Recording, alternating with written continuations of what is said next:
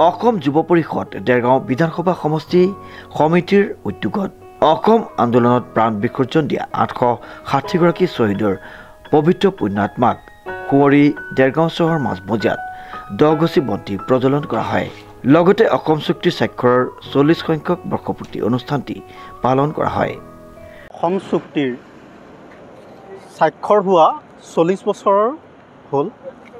অসম চুক্তিৰ স্বাক্ষৰ হওঁতে ভাৰতবৰ্ষৰ প্ৰধানমন্ত্ৰী সেইখিনি সময়ত ৰাজীৱ গান্ধী ডাঙৰীয়া আছিল। সদৌ অসম ছাত্ৰ সন্থাৰ নেতৃত্বত অসম গণ পৰিষদ দলে জন্মলগ্ন কৰিছিল। 1985 চনত 14 আগষ্টৰ দিনা অসম চুক্তি স্বাক্ষৰ হৈছিল। আজি সেই মৰ্মে অসম যুৱ পৰিষদে সমষ্টিত আৰু জিলা সমিতিৰ নেতৃত্বত কেন্দ্ৰীয় সমিতিৰ নিৰ্দেশত সমষ্টি সমিতিয়ে বন্তি প্ৰজ্বলন কৰা কাৰ্যসূচী হাতত লৈছে। সেই মৰ্মে আমি দেৰগাঁও সমষ্টিয়েও বন্তি প্ৰজ্বলন কৰা কাৰ্যসূচী আমি হাতত লোৱা হৈছে। ইতিমধ্যে আপোনালোকে দেখিবলৈ পাইছে যে ইতিমধ্যে বন্তি প্ৰজ্বলনৰ কাৰ্যসূচী আৰম্ভ হৈছে। গতিকে পৰৱৰ্তী সময়ত ইয়াতকৈ আমি প্ৰতি বছৰে বছৰে আমি অসম চুক্তি স্বাক্ষৰৰ কাৰ্যসূচী হাতত ল'বলৈ আমি সাজু হ'ম।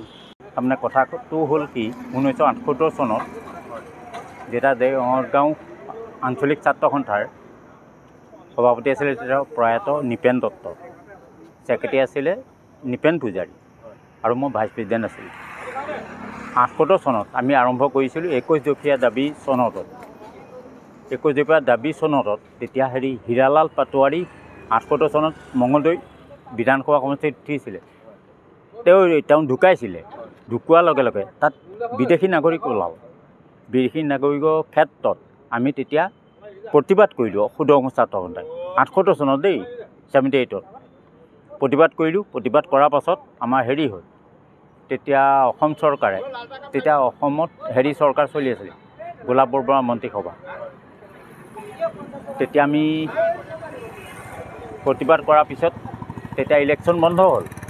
বন্ধ হোৱাৰ পিছত আমি ক'লোঁ যে পুনৰ এই ভোটাৰ তালিকা সংশোধন কৰিব লাগিব। বিদেশী নাগৰিক ইয়াৰ পৰা এই কৰ্তন কৰিব লাগিব। এই ভোটাৰ লিষ্টৰ পৰা মঙলদৈ বিধানসভা সমষ্টিৰ পৰা ভোটাৰ লিষ্ট কৰ্তন কৰিব লাগিব। তাৰপিছত 78 চনৰ পৰা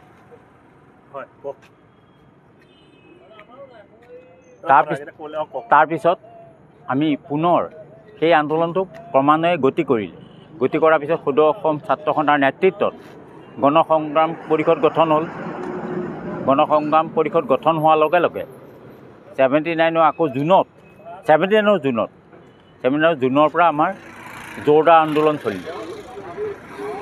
য'ত মই দেৰগাঁও আঞ্চলিক ছাত্ৰ সন্থাৰ তেতিয়া দায়িত্বত ল'লোঁ সভাপতি হিচাপে। তেতিয়া ছেক্ৰেটাৰী হ'ল নিপেন পূজাৰী।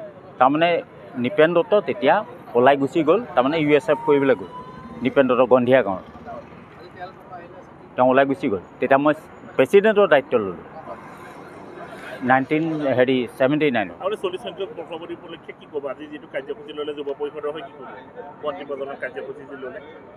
এই কথাটোত আচলতে 40 বছৰীয়া এই কাৰ্যসূচীত অসম চুক্তিৰ জৰিয়তে আমি যি নাপালোঁ সেইখিনি কথা নকওঁ। আমি ক'ব নাপায়, আচলতে ক'বও দিগদাৰী।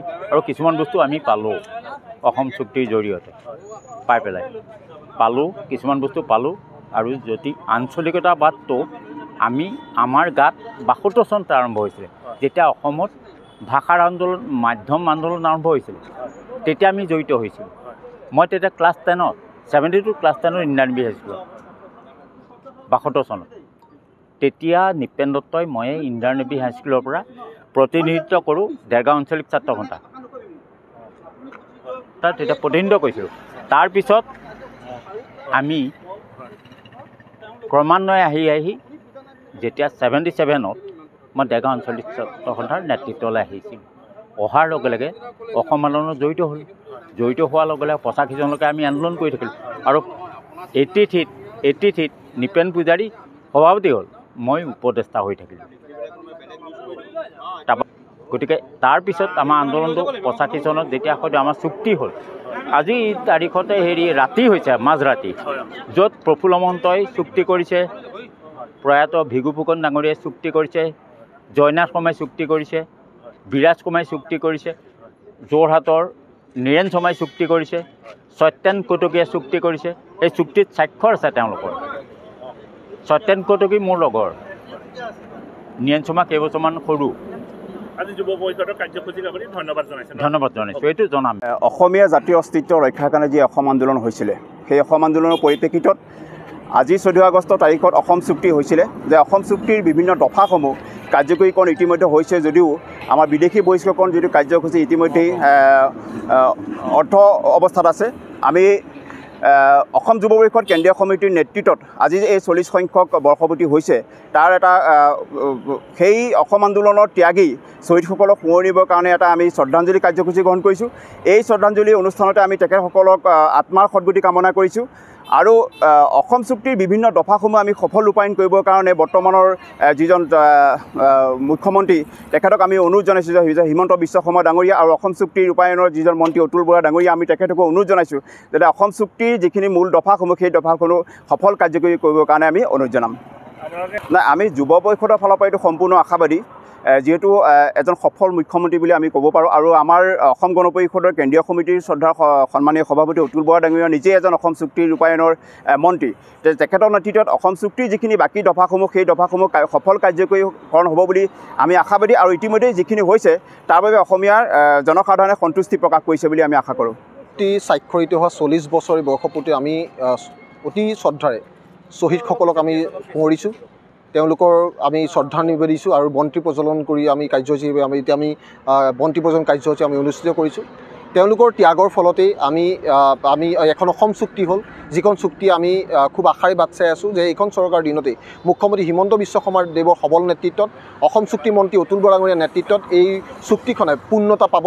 ইতিমধ্যে আমি বহুকেইটা সবল পদক্ষেপ আমি দৃষ্টিগোচৰ হৈছে যে শ্বহীদসকলৰ স্মাৰক গুৱাহাটীত ইতিমধ্যে নিৰ্মাণ সম্পূৰ্ণ হৈ উঠিছে। তাৰ বাবে অতুল বৰা ডাঙৰীয়াক আমি ধন্যবাদ জ্ঞাপন কৰিছোঁ, মুখ্যমন্ত্ৰীগৰাকীক আমি ধন্যবাদ জ্ঞাপন কৰিছোঁ। তাৰ লগতে আমি কালি শুনিবলৈ পাইছোঁ যে প্ৰধানমন্ত্ৰীয়ে আমাক এখন IIM প্ৰদান কৰিছে, ইণ্ডিয়ান ইনষ্টিটিউট অফ মেনেজমেণ্ট। সেইখন উচ্চ শিক্ষা প্ৰতিষ্ঠান যিখন আমাৰ অসম চুক্তিৰ এটা দফাত সেইটো উল্লেখ আছিলে, সেয়া আমাৰ প্ৰাপ্য আছিলে। আমি পোৱাৰ কাৰণে আমি তাৰ বাবে আমি অসম চৰকাৰক আমি ধন্যবাদ জ্ঞাপন কৰিছোঁ। আৰু অনাগত দিনত এই চৰকাৰখনে মুখ্যমন্ত্ৰী হিমন্ত বিশ্ব শৰ্মা দেৱৰ নেতৃত্বত, অতুল বৰা ডাঙৰীয়াৰ নেতৃত্বত এই চৰকাৰখনে অসম চুক্তিৰ প্ৰতিটো দফা কাৰ্যকৰী কৰি অসমীয়া ৰাইজক এটা উপহাৰ প্ৰদান কৰিব আৰু শ্বহীদসকলৰ সপোনবিলাক পূৰ্ণতা প্ৰাপ্তি হ'ব বুলি আমি খুব আশাবাদী। ধন্যবাদ।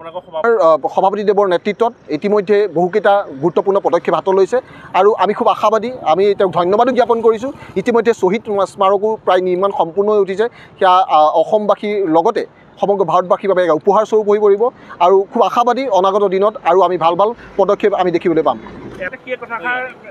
হয়, আমি খুব গৌৰৱ অনুভৱ কৰিছোঁ যে এইখন চৰকাৰ অংশীদাৰ হ'বলৈ আমি পাইছোঁ আৰু অনাগত দিনতো আমি সবল পদক্ষেপ আমি দেখিবলৈ পাম বুলি খুব আশাবাদী।